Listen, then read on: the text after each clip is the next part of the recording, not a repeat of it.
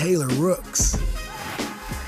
A huge night for Stephon Castle. A game-high 32 points with 11 rebounds and 6 assists. And the Spurs are headed to the Western Conference Finals for the first time since 2017. And Victor Wembanyama, he is going to join us very shortly. Welcome into the lounge at Stage 11. I'm Taylor Rooks with BG, Dirk, Steve, and UD.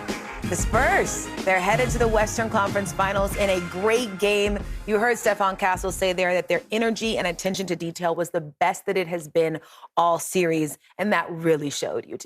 Yeah, and once again, it showed in this series, but this has been a season-long building process for these guys. I mean, this started in training camp, and you also heard them talk about them being ahead of schedule. This is months of working on habits, not settling, not just going through games and say, okay, we won, we'll get to the next one. No, we're going to get in film, we're going to hold ourselves accountable, we're going to correct our mistakes. So when we get to this part of the season, we're at our best version. I love to see a team wear on the team, impose their will, and break them. Trust me, this is a very gratifying win if you're on the other end and you're the San Antonio Spurs, to go against a good team that have been in the Western Conference Finals the last couple of years, to wear them out and to finish them at the end. I'm just impressed. At averaging age of 25 in that starting lineup, and a 35, 36-year-old coach, this is extremely impressive for me. Yeah, I mean, just the poise, you touched on it, but to be that young and to come out and just go about their business, losing game one and then to rattle off 4 straight, says a lot about who they are collectively, but also individually. They all just seem like they're about business. They look like they enjoy playing basketball with each other. But this was just an impressive win from the beginning. I mean, it's not easy for a young team to go back on the road and have to get one to close it out, and come out and play with the poise they did and not give up a lead like that. I mean, we obviously know all about the poise, the lack of experience. We have talked about that. We know how great Wemby is. But in this game and really throughout this series, the guards have been a difference maker. Steve? It's incredible. You know, they have 3 guards that can really get to the basket almost anytime they want. I think it's a decision defenses have to make. And you've also got Victor roaming. You've got shooters around them. So it's an embarrassment of wealth in some respects for this team that they can play both sides of the ball. They can come at you in different ways. You know, I still think they're a developing team in a lot of ways. Having said that, at this curve in their development, they might be good enough to win a championship. But, like, they're nowhere near where they're going to be, and that's how good they are already. I mean, we're going to dive into this a little bit more, but talking about being good enough to win a championship means going through the OKC Thunder. What do you see about that potential matchup? Dirk is like, yeah, it's a giant, but Steve's right. Yeah, I mean, this has been developing all year long, and I think this is the matchup we all want to see and look forward to. This is going to be an incredible series. We all know the Spurs had a little bit of a heads up this year in the series. I think they're 4-1 against OKC this year.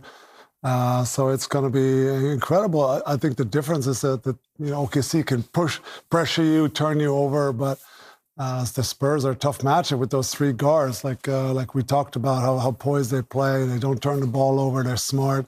Wemby is a game changer on both ends. So this is a tough matchup for OKC also. So this will be a heck of a series, and we're all going to be tuned in. Yeah, and if you're the San Antonio Spurs, do not be immature and think whatever happened in the regular season matters right now in the playoffs. Whatever you did against those guys in that regular season does not matter right now in the playoffs. It is 0-0.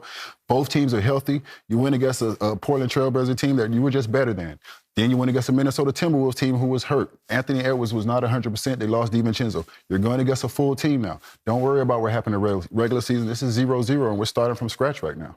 Good point. Yeah, great point for sure. You know, it was balanced scoring in this one. 6 different Spurs scored in double digits tonight. Those guards combined for 68 points. We keep saying that they are ahead of schedule, but what is it? Why? Their poise, their maturity. I mean, I think they're so locked in. I do want to give a shout out to the Spurs coaching staff. Completely. I mean, they truly, I mean, you can't speak to young players progressing without pointing to the coaching staff and the job they've done with them. Mitch Johnson has been fantastic. Offensively, they've grown. They're trusting each other, but defensively as well. Sean Sweeney, who a lot of us know, I mean, has done such a good job of building blocks, right? You start out the season, you're working on this. Okay, we got that. We're going to add to it. And there are wrinkles to their defense that we haven't seen yet. I mean, there's different lineups. There's different things that they can throw out there. So that's what I'm excited about for this next series is Oklahoma City. I think San Antonio has more levels to go to with different wrinkles to throw in. You saw the Lakers trying to throw different wrinkles out there, a little junk defense to get some stops, and I think San Antonio has that as well. And but they have the bodies, they have the players to be able to match up with Oklahoma City. So I'm excited for that little chess match between the two coaching staffs. What is the thing from this series, that they will have to take with them moving forward, and the thing, they are going to have to fix? What are they going to have to fix? I think the turnovers were a little bit of an issue. I think for this team, how good they are offensively is because they don't let you off the hook. They do not get empty possessions. If they turn it over, they might turn it over, but they do not get empty possessions. They drive the basketball. They spray to the open guy. If he has a shot, he takes it. If he doesn't, you have Wemby at the rim. So they don't have empty possessions. I think just not turning over the ball, and obviously defensively, this poses a whole different threat right now. You're not going against a big that's going to be standing in the paint right now. You're going against a big who can shoot the ball from the perimeter. So Wemby has to be a little more careful when he goes to block those shots because you have a guy that can spread the floor. It's not going to be as easy as it was when you're guarding Gobert or even when you're guarding J.D. McDaniels. As good as McDaniels was in the first series, he is not a standstill spot-up three-point shooter. That is not what he wants to do for a 48-minute game.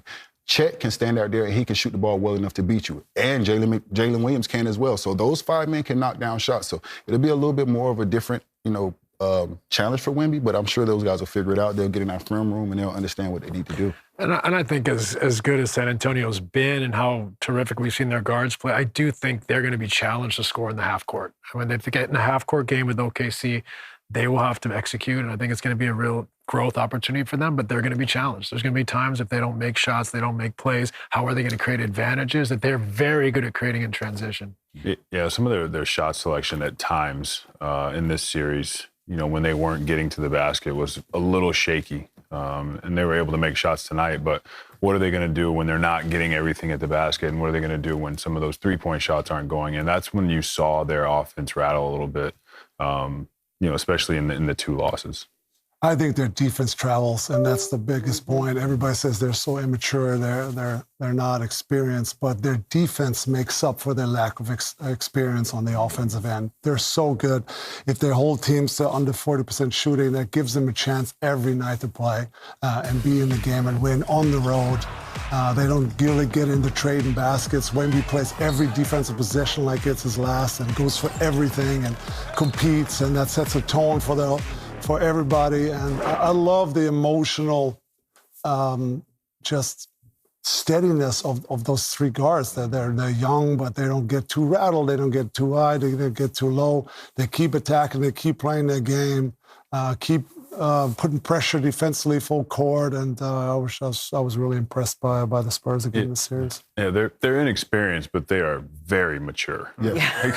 They're very mature. It's impressive. You watch all of them talk to the media, that talk to us, and they have the right answers. And it's one of those things where they actually believe it. This is not just good media training.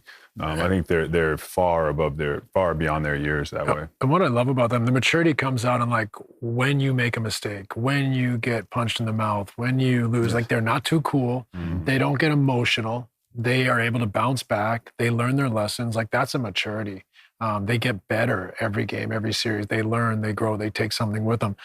That is what's scary about this team, is that they could come out, they could get blown out in game one, and they're going to be a totally different team in game two. And that's a sign of maturity as well. And, so much of that maturity does begin with Wemby. We are going to speak with him shortly. But when you look back on this regular season and this playoffs, what did we see from Victor Wembanyama this year that most impressed you, UD? Just the growth, offensively, defensively, understanding the game, the leadership, how he's continued to lead this team, not only with his play, but with his voice.